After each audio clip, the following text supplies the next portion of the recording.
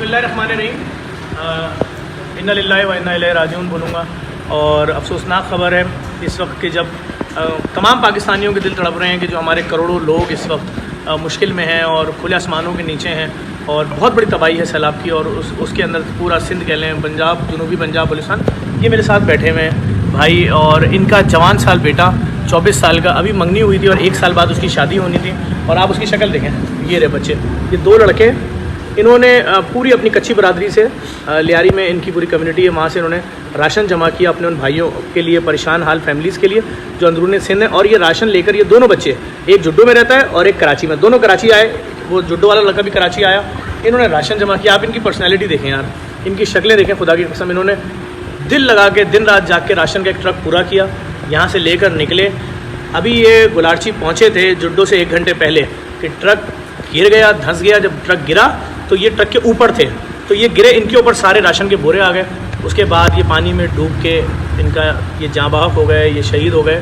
اور میں آپ کو بتاؤں کہ یہ ایسا واقعہ ہے کہ اس وقت جو رضاکار کام کر رہے ہیں, جو روڈوں پر کھڑے ہوئے ہیں, جو ہم اپنے ان متاثرین کے لیے کام کر رہے ہیں, یہ بہت دہلا دینے والا واقعہ ہے. یہ بہت ہلا دینے والا واقعہ ہے کہ اتنا بڑے 2 رضاکار جو اپنے بھائیوں کے لیے کام کر رہے تھے اور وہ اس طرح سے چلے گئے چھوڑ کے, اور ان کو کسی سطح پر بھی ان کے لیے آواز نہیں اٹھائی گئی.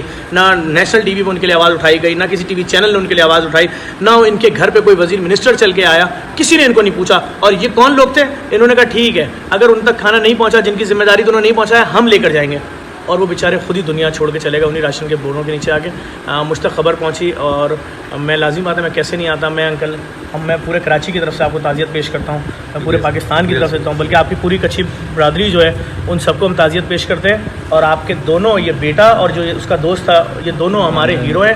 اور بھانجا جو ہے آپ کا جو جڈو میں رہتا تھا, اور میں نے ابھی اپنے ہمارے دوست ہیں عادل ملک صاحب نے تو فون کیا. میں نے کہا بھائی ان دونوں کو آپ اور شاہد قریشی صاحب جو بحریہ ٹاؤن کنٹری ہیڈ ہیں, آپ لوگ اپنے سے ملاؤ. یہ چھوٹا سا نذرانہ ہم ان کو آپ کو پیش کرنا چاہتے ہیں, آپ قبول کریں. آپ کا داغ جو ہے, یہ داغ آپ کے بیٹے کا چلا جانا, یہ کوئی نہیں کر سکتا. اور یہ بہت مشکل امتحان ہے جو آپ نے دیا ہے اپنی اس بڑھاپے میں اپنے جوان بیٹے کا لاشا اٹھائے. لیکن آپ کا بیٹا جن لوگوں کے لیے کام کر رہا تھا, انکل میں قسم کھا کے بتا رہا ہوں, وہ اتنی مصیبت میں ہے, اتنی مصیبت میں. آپ صرف وہاں جا کر کسی جانور کے اوپر ایسے ہاتھ رکھ کے ہٹائیں گے تو آپ کا ہاتھ پورا لال ہوگا. پورا مچھر ہی مچھر ہے, جانور مر گئے لوگوں کے, پورے لوگوں کی 300 جانور پانی میں بہہ کے چلے گئے. صرف لوگ اپنے بچوں کو بچانے کی کوشش کر رہے ہیں, اور آپ کے بیٹے نے ان تک کھانا پہنچانے کے لیے تاکہ وہ بچ جائیں, وہ لوگ بچ جائیں, اپنی جان دی تھی. اور بس دعا کر سکتے ہیں اللہ تعالیٰ آپ کے بیٹے کی مغفرت فرمائے.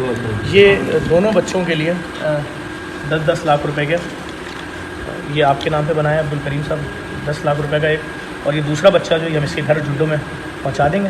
اور بس ایک چھوٹی سی چیز ہے, دیکھنے والے تمام لوگوں سے گزارش کروں گا, یہ ہمارے ہیرو ہیں, آپ سب سے گزارش ہے ان بچوں کی مغفرت کی دعا کریں. شکریہ, تھینکس فار واچنگ.